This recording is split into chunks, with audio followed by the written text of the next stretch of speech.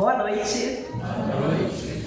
Então, é uma grande alegria estar de volta a esta casa, mais uma vez aqui no GESC, graças a Deus nós conseguimos chegar a esta casa nesta noite e sentir o abraço dos irmãos espirituais assim que nós entramos, porque Deus é bom demais, né?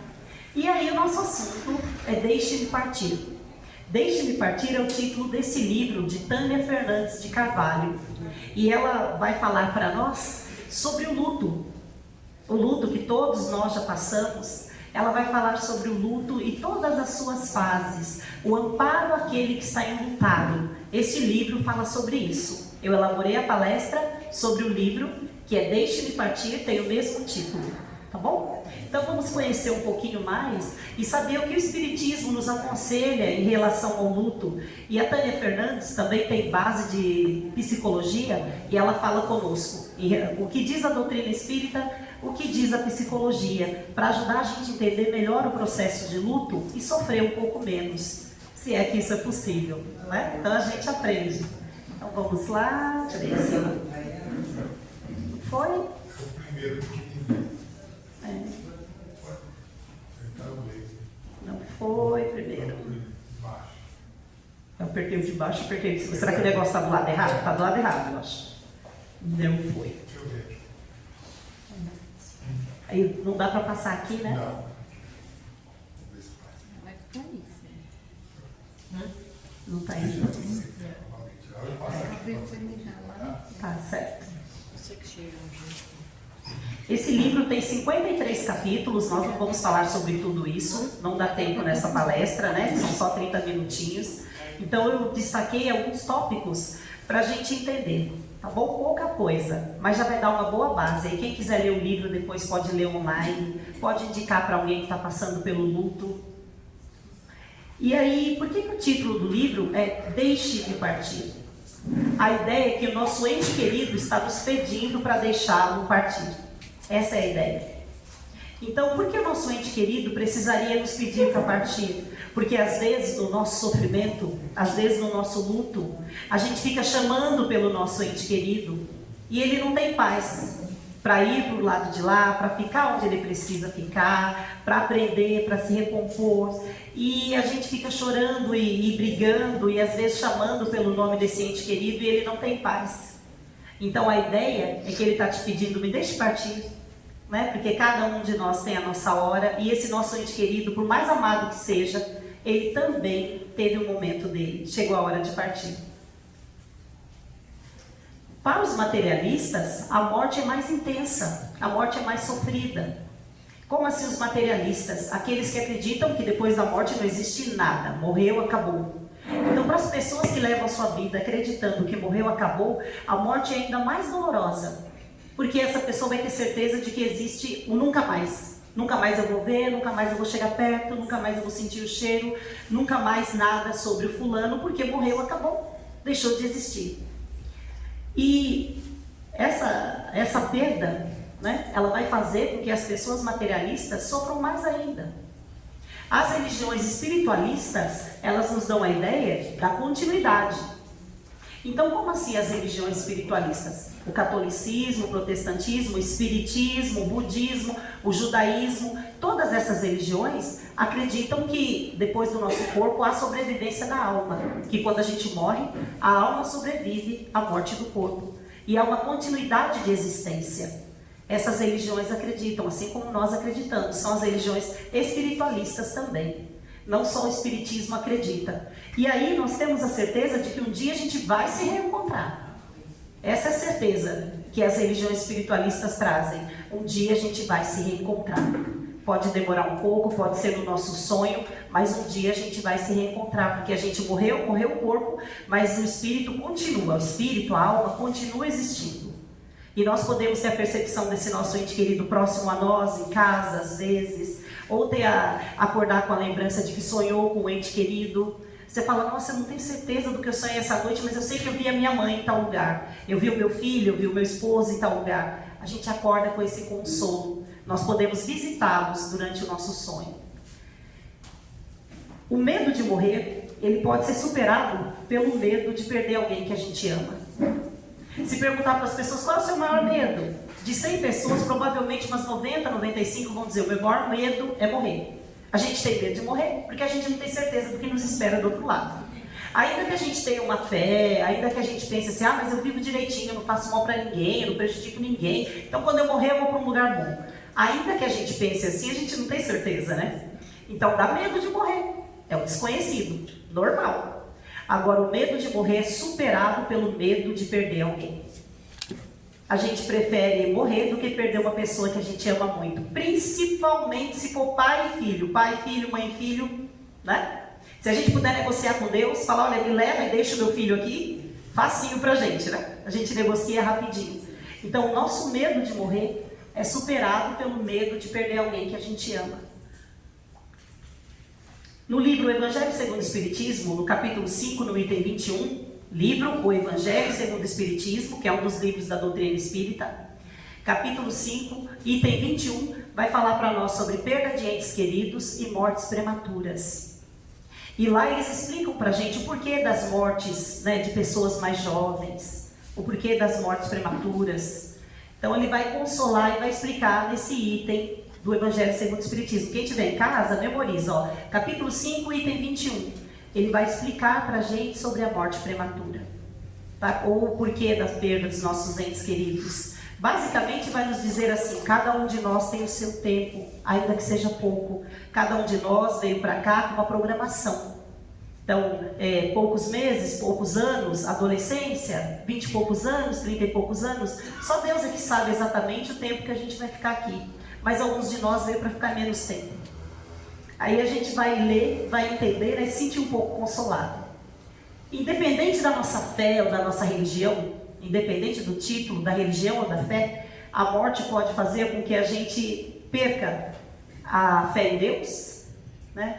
Pode fazer com que a gente fique revoltado contra tudo e contra todos, culpando alguém. Pode fazer com que nós nos isolemos dos demais, a gente perca a vontade de se relacionar com os outros. Pode fazer com que a gente fique deprimido e pense em se matar.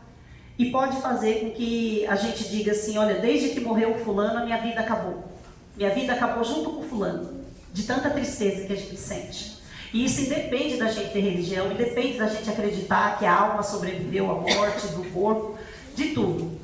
Então a morte vai variar, o luto vai variar de um para outro, vai ser diferente para cada um de nós. É diferente dentro da família, cada pessoa da família sente o luto de uma maneira, né? É diferente para todo mundo. Mas o luto pode causar tudo isso, toda essa dor aqui. E somente o tempo e as respostas que vêm com o tempo fazem a nossa dor diminuir um pouco, para a gente chegar no ponto de conseguir falar sem sofrer tanto. Aí a gente chega nesse ponto.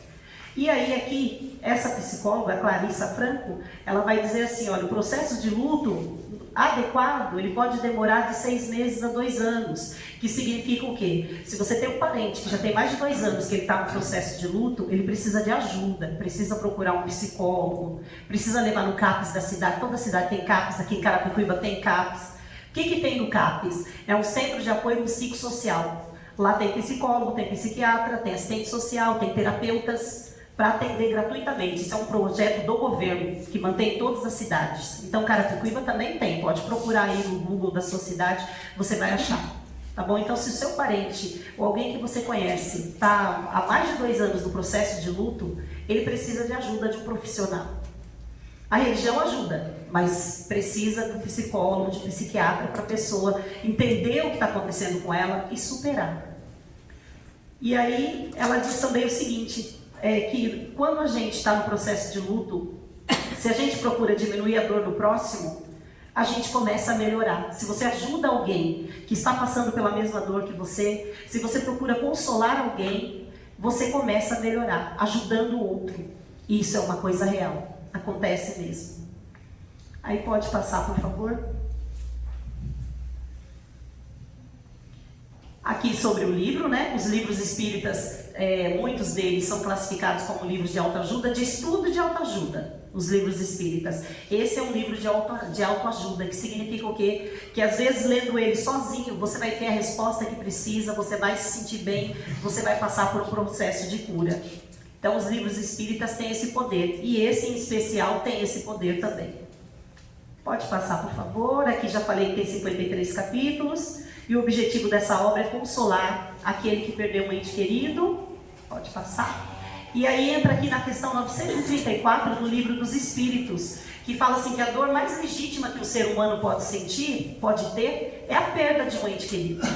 É a dor mais profunda que o ser humano pode sentir, pode ter aqui na Terra. Né? Então, aí o Kardec perguntou, mas se essa é a dor mais profunda, como não vai sofrer? Né? E aí os espíritos responderam a ele, né? Essa dor, essa causa de dor atinge assim o rico como o pobre, ou seja, todo mundo. E representa uma prova ou uma expiação, e comum é a lei. Que lei é comum? A morte. A maior certeza, todos nós aqui somos adultos e sabemos, a maior certeza da vida é que nós vamos morrer. A gente não sabe quando, mas é a maior certeza. Tudo mais que a gente sabe, tudo mais que a gente pensa, até nossas opiniões mudam no decorrer da vida, certo? Mas o fato de que nós vamos morrer não vai mudar, nunca. Então é algo para o qual nós deveríamos nos preparar, falar mais sobre a morte junto aos nossos familiares. Nós deveríamos nos preparar para isso e falar mais. Quando eu morrer, eu gostaria que fizesse tal coisa, ou que não fizesse tal coisa. Sou doador de órgãos, não sou doador de órgãos. Então, de vez em quando, a gente deveria falar sobre a morte com a nossa família. Porque é preciso que haja esse preparo, a gente não sabe quando vai ser a nossa hora. Então, seria importante falarmos, né? Aí, nos diz ainda aqui, lá no Livro dos Espíritos, nessa questão 934, que está no livro Deixe-me Partir, os Espíritos dizem assim: tendes, porém, uma consolação em poderdes comunicar-vos com os vossos amigos, pelos meios que vos estão ao alcance, enquanto não dispondes de outros mais diretos e mais acessíveis aos vossos sentidos. Ele está aqui se referindo a psicografias. Aqui também se faz, né, às vezes, né, psicografia. Então, só para lembrar, o que é psicografia mesmo? É quando um ente querido seu manda para você alguma informação do estado dele. Algum ente seu que partiu, manda uma comunicação para você através de algum médium. Chico Xavier fez esse trabalho maravilhoso de trazer as psicografias para as mães, né, que gerou aí bastante livro, bastante assunto, até virou filme, né, As Mães de Chico. E outras casas espíritas também fazem esse trabalho. Às vezes você vai em uma, não tem nenhuma resposta, aí você vai em outra. Eu já conheci pessoas que foram anos em casas espíritas que tiveram esse trabalho, até receber a primeira informação sobre o seu ente querido. Se isso é importante para você, se esforce, busque, né, até que você se sinta consolado. E é isso que os espíritos dizem aqui, que a gente tem o acesso para saber como está o nosso ente querido. Então, o que é o luto? É esse processo, né, de viver a perda ou a dor de alguém. Pode passar de novo. E aqui tem essa citação do Charlie Chaplin, que eu achei linda, né? A vida nos ensinou a dizer adeus às pessoas que amo, sem tirá-las do meu coração.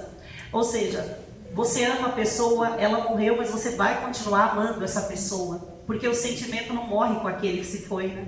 A gente continua amando. E sendo amado. Porque nós somos espíritos, a gente continua existindo. E o nosso ente querido continua sentindo o nosso amor. Assim como nós ainda o amamos.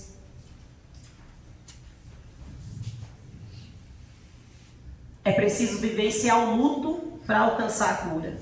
Se a gente ficar em negação ou só em revolta, a gente não vai viver esse processo. Vai doer sim, vai ser muito sofrido, vai ter muita lágrima, mas faz parte do processo. É sofrimento mesmo. É o sofrimento mais intenso que a gente pode ter. E a gente deve tentar passar por ele, né, e aprender com ele e superar. Ao invés da gente só se revoltar e ficar em negação, procurando culpado, brigando com a vida, e brigando com Deus, e brigando com todo mundo. Enquanto nós ficarmos assim, a gente não vai ter conforto, não vai ter consolo. Né? Então é importante passar por esse processo e, se precisar, procure um profissional, procure um psicólogo, tal. Aí se o psicólogo avaliar que você deve, psiquiatra, ele te encaminha, porque a gente às vezes precisa de ajuda, não dá para sair sozinho. Aí aqui fala dos 5 estágios da... Pode passar, da dor. Pode passar de novo. E essa citação dela aqui, que eu destaquei: a dor que te alcança é tua. Ninguém a sofrerá por ti. Os amigos se apiedarão, buscarão auxiliar-te, porém o espinho estará cravado nas carnes da tua alma. Da mesma forma, a felicidade que te chega é tua. Então, o luto, as pessoas podem tentar nos ajudar, o parente, né? O religioso que você conhece, a pessoa aqui da casa espírita pode conversar com você para te consolar, mas o processo é íntimo. É só você para avaliar a intensidade do que você está sentindo, até que você consiga se sentir curado, até que você consiga se sentir consolado e em paz com a morte desse seu ente querido. Os outros podem tentar nos ajudar, mas é a gente que vai ter que fazer isso. E aí, essas perguntas são bem recorrentes. Tem muita gente que chega à casa espírita porque tem essas dúvidas. O que eu posso fazer pelo ente querido, pela pessoa que eu amo que partiu? E essa pessoa, ela ouve as minhas preces? Então, muita gente faz essas perguntas, né? O que eu posso fazer pelo meu ente querido que partiu? Né? E aí ela coloca pra gente, né? O Espiritismo recomenda que façamos preces pelos que partiram, como uma das formas de nossos entes queridos sentirem-se aliviados, confortados. E essa sintonia, ela pode gerar obsessão ou gratidão. Então, se a gente lembra do nosso ente querido com raiva, você não devia ter deixado, você não devia ter ido naquele lugar para você morrer daquele jeito, você não devia isso, devia ter cuidado da saúde, e aí você lembra do ente querido e fica brigando com ele. Se você faz isso, você está obsediando o seu ente querido. O obsessor é um perseguidor que quer nos fazer mal. Você encarnado que ama essa pessoa, você pensando assim, você está fazendo mal para essa pessoa, para esse seu amado, porque ele percebe seu sentimento e pensamento. Agora, se você lembra, volta lá por favor, se você lembra com gratidão, aí sim, volta lá por favor, que eu vou falar daqueles livros. Nós temos lá 3 exemplos de livros que explicam para a gente essa ação do nosso ente querido desencarnado. Um dos principais livros que estão ali é o livro Violetas na Janela. Se eu perguntar aqui, pelo menos umas 10 pessoas leram Violetas na Janela, né? É um dos livros espíritas mais lidos. E o Violetas na Janela, ele vai falar sobre o quê? Ele vai falar sobre a vida da Patrícia, né? Uma jovem de 19 anos que morreu provavelmente de um aneurisma. Né? E aí a família era toda espírita. Inclusive quem vai escrever o livro sobre ela é uma das tias dela, que é a Vera Lúcia Marizete de Carvalho. Então ela nasceu num berço espírita e a família toda ficou em preces, em vibrações, para que ela ficasse bem do outro lado, né? Aí o que a Patrícia faz? Escrevendo esse livro para nós, ditando esse livro para nós. Ela explica como ela foi recebida no plano espiritual, como ela se sente, e ela vai dizer para a gente o seguinte: ela ouviu os pensamentos de toda a família, da mãe, do pai dela, e eram pensamentos bons que a ajudaram a ficar equilibrada. É um exemplo maravilhoso, Violetas na Janela. E ele vai ter esse nome porque na casa dela, física, que ela morava com os pais, na janela da cozinha da mãe dela, tinha ali, né, um canteirinho de violetas, de flores violetinhas. E aí a mãe dela projetou para ela em pensamento essas violetas no plano espiritual. A Patrícia foi recebida por uma avó, ela está lá no plano espiritual, na colônia, né, num lugar, numa casa com uma das avós dela, e ela vê aparecerem nas janelas, projetadas na janela da casinha em que ela está, as violetas que a mãe tinha na cozinha. Né, o presente de amor, de pensamento da mãe dela, que fez aparecer no plano espiritual para ela. Olha que coisa linda. Mas aí nós temos também o Reconciliação, que é da Vera Lúcia Marizete de Carvalho também. E o Reconciliação, ele traz assim pra gente um choque, né? Antes do Reconciliação, O Nosso Lar. André Luiz, que virou também filme, né? Todo mundo já deve, quem não assistiu o livro, que é difícil, o livro é cansativo, é difícil, linguagem é difícil, mas o filme é bom, é fácil de entender, né? Um dos mais vistos também. E aí, o que nós vamos ter? O André Luiz teve 2 pessoas que fizeram preces boas para ele depois do desencarne. Uma foi uma senhora que ele atendia de vez em quando, ele era médico, né? Ele atendia de muito mau gosto, uma senhora e o esposo, às vezes no final do expediente. E essa senhora, quando soube que ele morreu, ela fez prece dizendo assim: Senhor, o doutor André Luiz é um anjo, um santo, ele atendia a gente tão bem, ele deve ter um muito bom lugar. E ela fazendo prece de agradecimento por ele. Ninguém da família, a esposa, os 3 filhos, não. Essa senhorinha. E a outra pessoa, a mãe dele, que já era desencarnada. Fez preces também para que ele fosse socorrido, para que ele ficasse equilibrado e bem. Já no Reconciliação tem os 2 lados. Vai contar pra gente a história de um rapaz chamado Ricardo, que ele vai desencarnar com 15 anos de idade. O Ricardo era um menino bom, um adolescente bom, equilibrado, do bem. A cidade dele era uma cidadezinha de interior, pequenininha, onde todo mundo se conhecia e ele era bom com todo mundo. Do tipo que ajuda, carrega uma sacola de feira para uma senhorinha. Ele era esse tipo de ser humano, o Ricardo. Visitava a escola, visitava o hospital, visitava o presídio da escola, da cidade, ele fazia tudo de bom. A família amava demais da conta. E o que acontece com o Ricardo? Pegou fogo num galpão em que o pai dele estava trabalhando, ele entrou para ajudar o pai e ele morreu nesse incêndio. Aí a cidade toda ficou desolada. E aí muitas preces. Todo mundo que o conhecia fez prece para que ele ficasse bem, que ele estava bem, que ele tinha ido para o céu, porque ele era um menino muito bom, né? Tudo isso, esses pensamentos maravilhosos. Mas aí na família, o pensamento de pesar da mãe e do pai foi pior. Porque o pai dele tinha motivo para se sentir culpado e arrependido. O pai pensou, ele foi me salvar e morreu por minha culpa. Então o pai tinha muita culpa e por isso e por outras coisas erradas que o pai faz também na história. O pai dele parou de comer, parou de beber, parou de sair do quarto, começou a se machucar, teve que ser internado e medicado. E ele ouvia todos esses pensamentos de dor e de culpa do pai dele. E ele pediu ajuda no plano espiritual para socorrer o pai. A história é linda, quem puder leia. Só que nesse livro a gente pega os dois lados, no Reconciliação. Os que fizeram as preces que foram boas para o Ricardo e também do sofrimento profundo do pai dele e da família dele. Aí pode passar, por favor. No livro ela pergunta, ela tem essa citação aqui, o que a gente deve fazer com as coisas do falecido? Né? O que a gente deve fazer? Principalmente quando é filho, não é incomum a família fazer uma espécie de santuário, né? Se a pessoa, esse filho, tinha um quarto próprio, a família pode deixar o quarto igualzinho a quando a pessoa estava viva, como se ela fosse voltar amanhã. E entra nesse quarto e chora, e vê as coisas da pessoa de novo, e chora de novo, e fica aquele tormento, aquele sofrimento. Aí vai aconselhar pra gente o seguinte, é preciso se desfazer dos bens dessa pessoa, é preciso doar.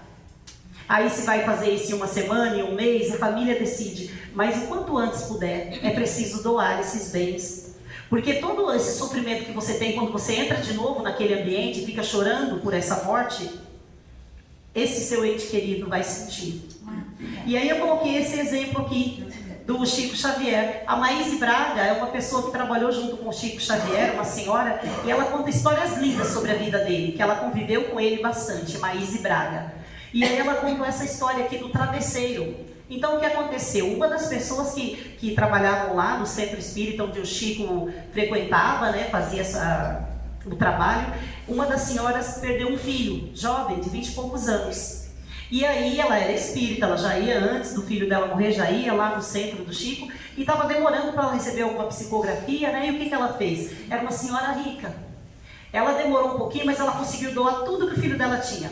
As melhores roupas, tudo de bom, né? Tudo de muito valor. Ela até pensou nos valores quando ela tirou tudo para doar, mas doou. Doou tudo, menos o travesseiro do filho dela. Ela guardou o travesseiro. Passados 2, 3 anos, ela recebeu uma comunicação, porque ela já ia no centro que o Chico trabalhava, certo? Aí ela recebeu uma comunicação. Aí o filho falou que estava tudo bem, aquela carta bem consoladora, linda, cheia de detalhes. E ao final, o filho dela terminou a carta, né, pelas mãos do Chico, dizendo o seguinte: mamãe, a senhora está fazendo tudo certo, só falta o travesseiro. Aí ela pensou assim, que ela não tinha contado para ninguém que ela ficou com o travesseiro do filho. E aí o Chico, ela falou para o Chico, meu filho sabe do travesseiro. Ele falou, é. Né? E aí ela foi informada do seguinte, ela ficou com o travesseiro do filho porque tinha o cheiro dele. Toda noite ela abraçava o travesseiro e chorava. Toda noite ela abraçava o travesseiro do filho, sentia o cheirinho dele e chorava. Então ela estava consolada, mas isso ela não conseguiu fazer. Aí pediu que ela doasse também o travesseiro. Né? Isso acontece quando a gente guarda os bens e fica ali tomando conta e pegando nesses bens, tudo de novo e revivendo e sofrendo. Pode passar, por favor. De novo. Para a próxima.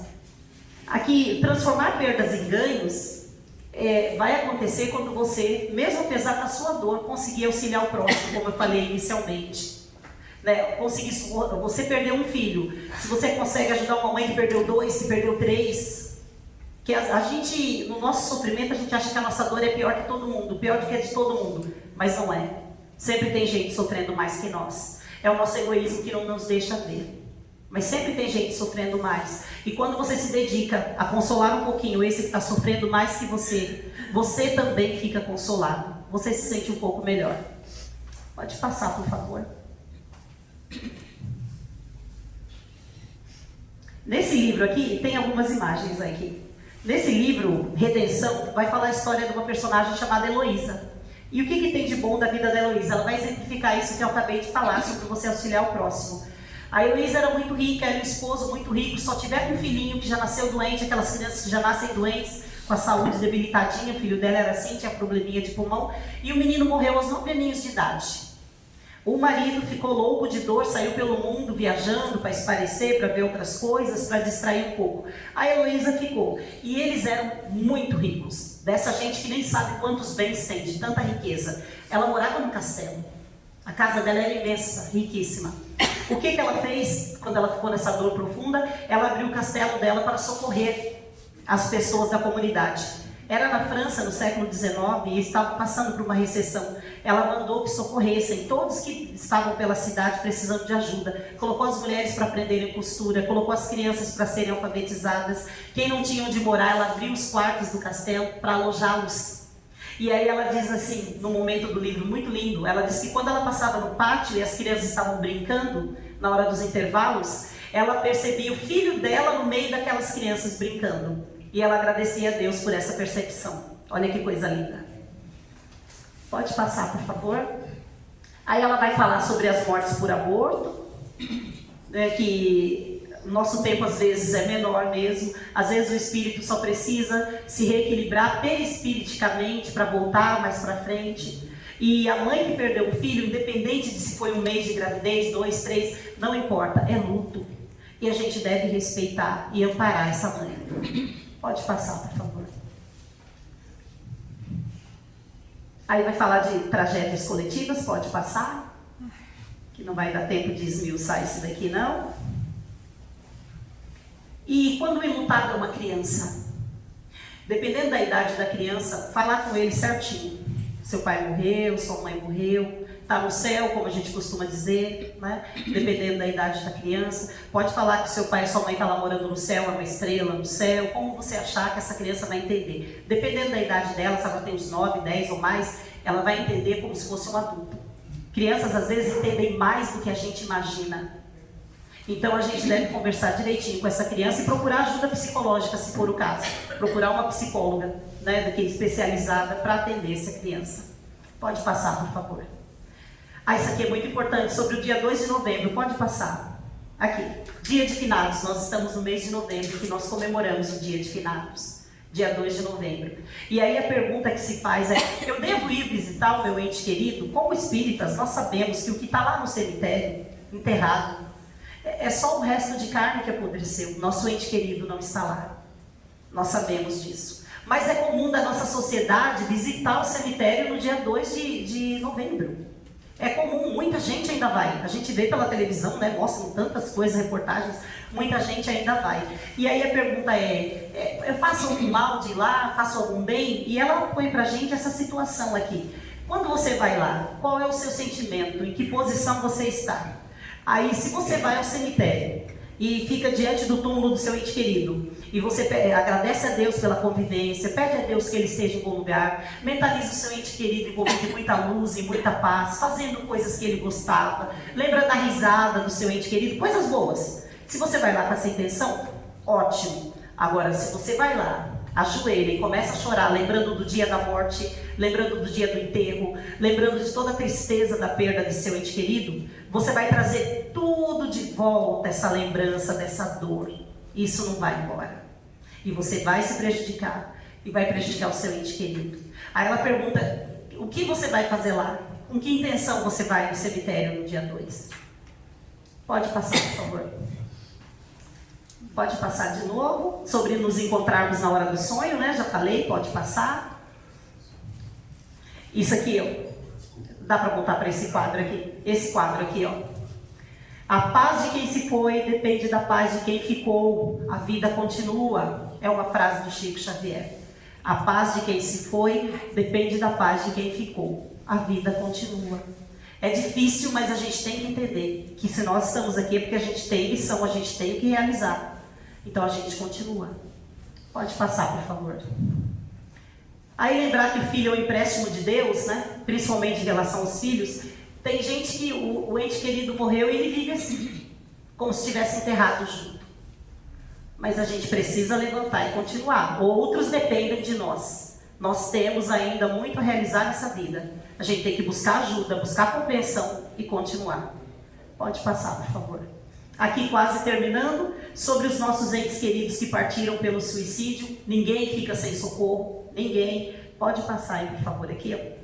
Ninguém fica sem socorro. Naquele livro ali, O Céu e o Inferno, nós temos essa certeza, né? Ele vai dizer assim pra gente, os espíritos da luz vão dizer para nós: Deus não condena nenhum dos seus filhos a penas eternas. Nenhum de nós vai para esse inferno que pintaram pra gente em outras religiões e vai ficar lá para sempre, ardendo para sempre, para sempre. Não. Os espíritos da luz vieram para nos esclarecer. E eles nos dizem, ninguém vai ficar lá para sempre. Então não importa o que nós tivermos feito, não importa se nosso ente querido partiu pelo suicídio, ele também vai ter socorro. Em quanto tempo? Aí só Deus sabe. O que a gente deve fazer enquanto isso? Preces e perdão. Trabalho e perdão, porque quando a pessoa se suicida, pessoa próxima a nós, a gente tende a ficar com muita raiva. A gente tende a achar que ele foi covarde, que ele te abandonou, que ele foi egoísta demais. Mas assim, trabalhe na sua mente o perdão. Deixa essa pessoa partir em paz, deixe ele partir. Deixa essa pessoa partir em paz. Perdoe essa pessoa. Se perdoe, porque a gente acaba sentindo culpa em caso de suicídio também. E deixa a pessoa continuar. Pode passar, por favor. Aí a pergunta é se nós estamos preparados para deixar esse mundo, a gente conversar sobre isso com a nossa família. Aí pode passar, por favor. Não vai dar para explorar, não. Aí, aqui pode passar tudo que tem nessa página. Aqui vai falar sobre o seguinte: cuidar daquele que foi cuidador. Geralmente a pessoa que foi cuidadora, a mãe ficou doente, o pai ficou doente, aí tem um irmão da família, tem uma irmã que vai ficar mais tempo junto, que vai cuidar. Depois que morreu esse ente querido, essa pessoa que era cuidadora, ela precisa de cuidado. Porque ela continua no mesmo ritmo. Às vezes a pessoa continua acordando na mesma hora que ela dava o remédio, continua fazendo a comida e parece que vai lá levar comida para aquela pessoa que ela cuidava. Acorda no meio da noite e esquece que a pessoa morreu. Então essa pessoa que foi cuidadora, ela precisa ser cuidada, que ela vai sentir o luto com mais profundidade. E aqui também sobre os pets. Então a nossa sociedade, né, está vivendo uma época em que há muito amor pelos animaizinhos de estimação.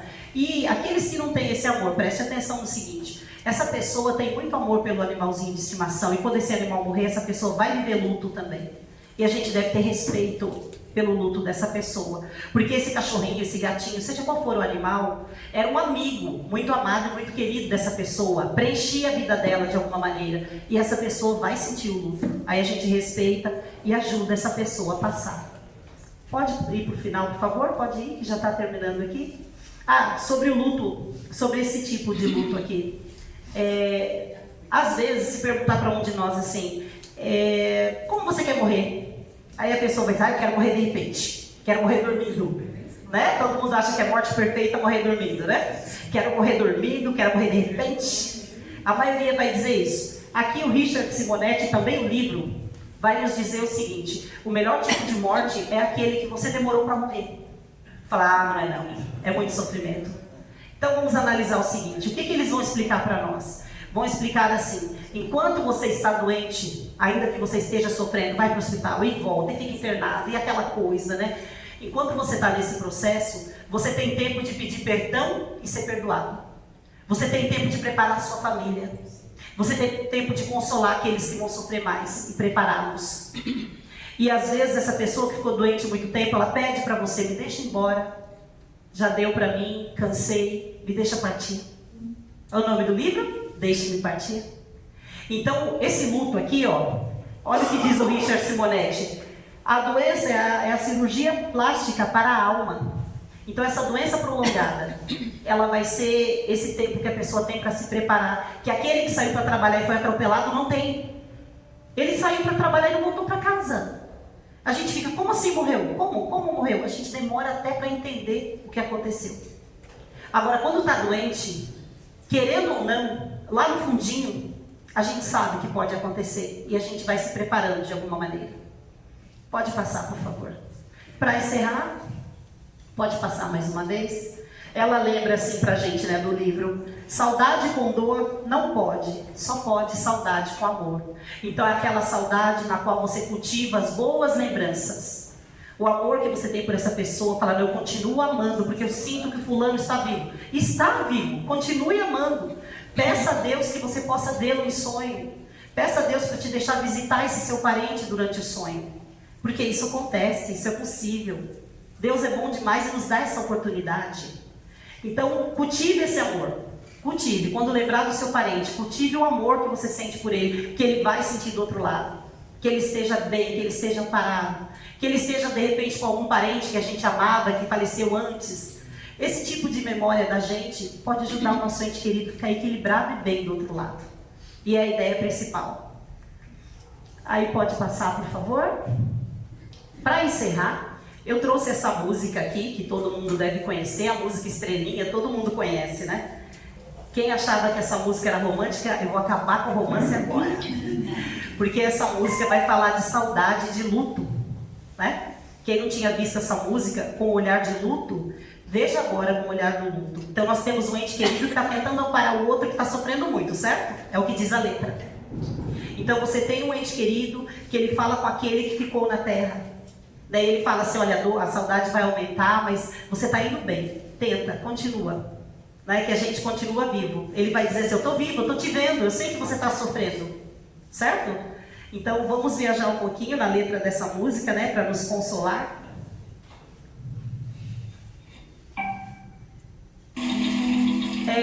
César e Paulinho, com Marília Mendonça.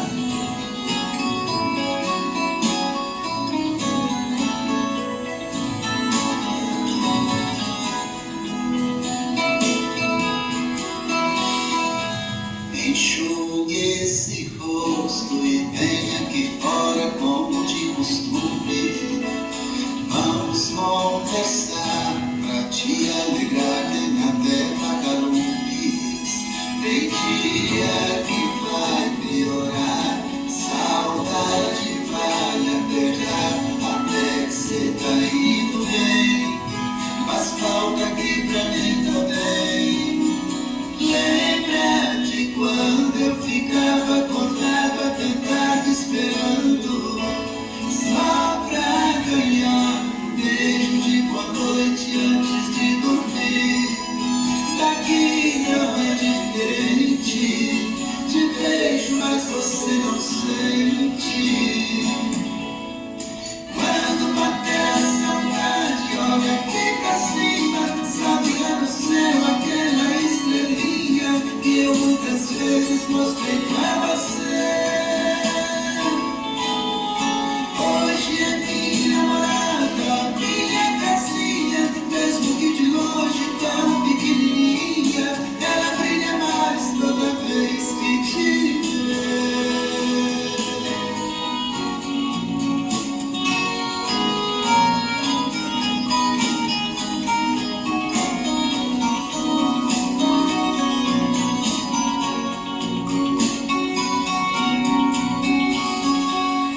Enxugue esse rosto e vem aqui fora, onde estou.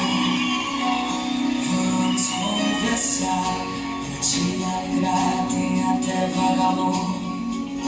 Tem dia que vai piorar, saudade vai apertar, até que cê tá indo bem. Faz falta aqui pra mim também. Lembra de quando eu ficava acordada até tarde esperando, só pra ganhar um beijo de boa noite antes de dormir. Daqui não é diferente, te beijo mas você não sente.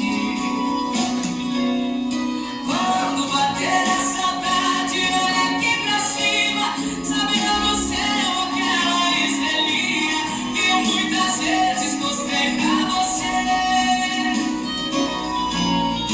Hoje é minha morada, minha casinha, mesmo que de longe tão pequenininha, ela brilha mais toda vez que te vê. Enxugue esse rosto.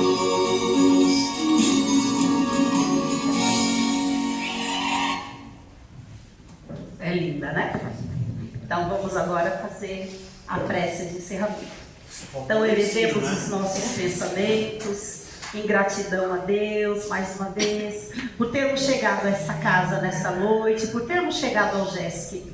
Gratidão, Senhor, pela oportunidade desta vida. Gratidão, Senhor, por estar aqui neste momento. Gratidão, Senhor, pelo abraço amoroso que nós recebemos da espiritualidade assim que entramos nesta casa. E assim, elevados em gratidão, vamos falar ao nosso Pai amado Criador, colocando as nossas energias em movimento, nossas melhores energias, o melhor que há em nossa essência em movimento, para vibrarmos. Vamos vibrar pela paz no planeta Terra, pela paz e o amor no nosso Brasil. Vibremos por nossos políticos, pelos governantes, pelos poderosos, pelos ricos, para que eles cumpram o bem que prometeram. Vibremos por nossos irmãos que estão em hospitais, na situação de pacientes, na situação dos parentes que os acompanham, ou dos trabalhadores dos hospitais. Que o amor de Jesus ampare e fortaleça cada um deles. Vibremos pelos nossos idosos, pelas nossas crianças que vivem em situação de abandono, de maus tratos, que sejam encontradas e cuidadas por pessoas amorosas. Vibremos pelo equilíbrio dos nossos jovens, dos nossos adolescentes, para que eles conheçam Jesus, para que eles conheçam o caminho do amor. Vibremos para que as fraternidades de Maria de Nazaré, Mãe de Jesus, Mãezinha de todos nós, alcancem aos nossos irmãos que vivem pelas ruas, na situação de abandono, na situação de doenças, na situação de vícios ou na situação de pobreza extrema. Que fraternidades amorosas de Maria, que os seus seguidores benditos, encarnados e desencarnados, encontrem esses irmãos e os amparem no que eles necessitam. E vibremos ainda para que Maria de Nazaré socorra os nossos irmãos suicidas, onde quer que eles se encontrem.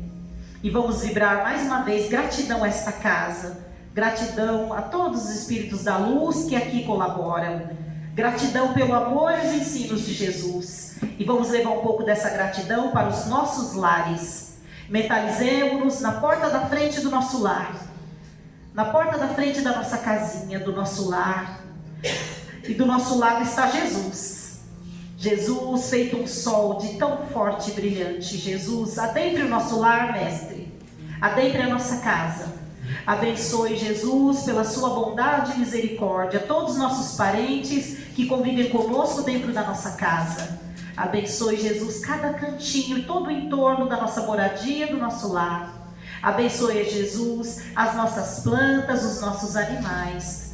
Abençoe, Mestre, todas as pessoas com quem nós convivemos e que nós gostamos e que nós amamos. E abençoe ainda mais, Jesus, as pessoas que nós não amamos. De volta com o nosso pensamento a esse momento, a esta casa bendita, ao GESC. E mais uma vez, refletindo a gratidão, vamos pensar em Jesus. Mentalizemos a imagem de Jesus Cristo, nosso Mestre. E vamos pedindo a Jesus, Jesus amado, pela sua bondade, Jesus, pelo seu amor por nós, e não pelo nosso merecimento, nós pedimos, Jesus Cristo, cura-nos. Me cura, Jesus, neste momento, onde eu tiver maior necessidade. Vamos pedindo a Jesus que Ele nos cure onde nós mais precisamos. Confiantes e com fé no Mestre Jesus, que esse nosso pedido seja atendido. E dessa maneira, nós vamos dizendo, Senhor Deus, que a vossa bondade se estenda sobre tudo o que vós criastes.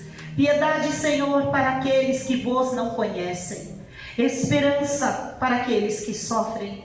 Que a vossa bondade permita aos Espíritos Consoladores derramarem por toda parte a paz, a esperança e a fé. Que assim seja, graças a Deus e em nome de Deus.